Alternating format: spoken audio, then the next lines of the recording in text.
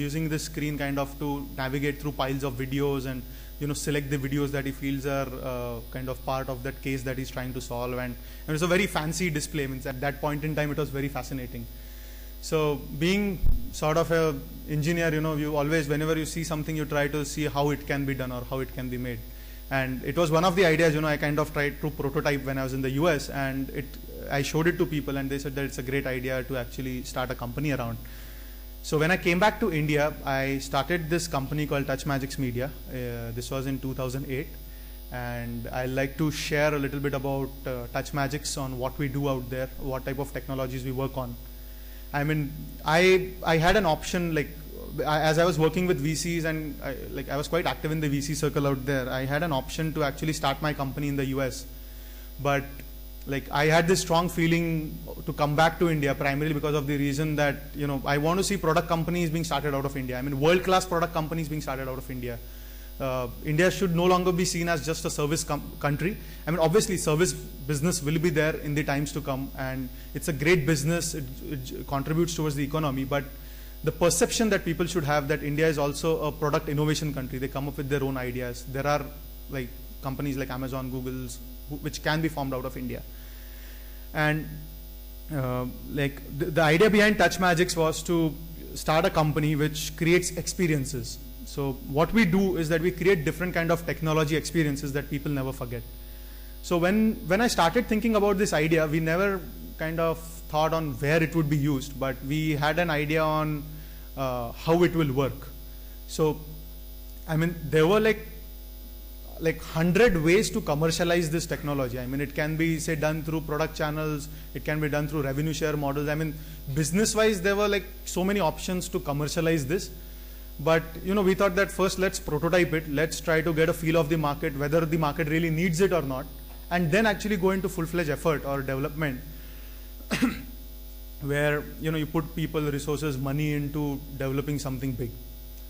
So we started off with me, one more friend of mine, and there were basically 2 employees that I hired, and that's how TouchMagics was started. We were working out of my uncle's office. We didn't even have an office space in the city, so we decided to work out of my uncle's office. He kind of rented out a table out there in his office, and we started developing this technology and started demonstrating it to people. So the initial feedback of this technology we got from the advertising agencies, who said that this is a great media for attracting people. I mean, if you see something such cool, like some cool technology like this, you'll obviously be tempted to go and interact with it or play with it.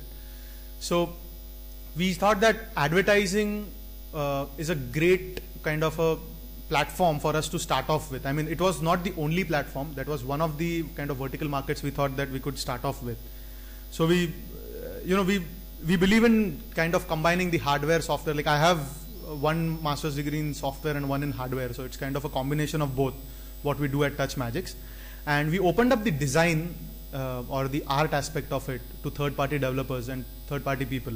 And all these things, when they come together, they create experiences. I mean, take an example of an iPhone. What is an iPhone? It's a combination of hardware, software, and then the applications that make iPhone a great phone, or even the new Androids that have come. I mean, the interface matters, the design matters, the hardware platform matters. I mean, all these things matter if you're trying to create an experience. And these days, if you want to catch somebody's attention, if the experience is not that great, you won't be able to do it. We started off, with this idea of creating an interactive flow system. So there's a projector that kind of points to the floor and projects something on the floor. There's a sensor that we make, which kind of tracks people movements on the floor. And you can do some very cool stuff, like say you can go and kick a football around in the projection. If you you see a football in the projection, you can go and kick it around. Or if you stamp on the balloon, it will burst. So it was a very basic gesture recognition system that we started off with. And the idea was to make it very robust, to scale it into kind of commercial spaces.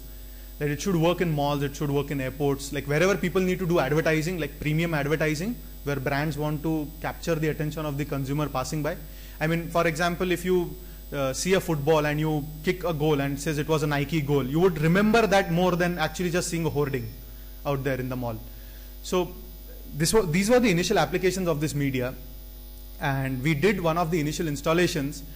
And there are a lot of things, that you learn over time. And one of the things that we learned over time was that testing is really essential in the before deploying systems.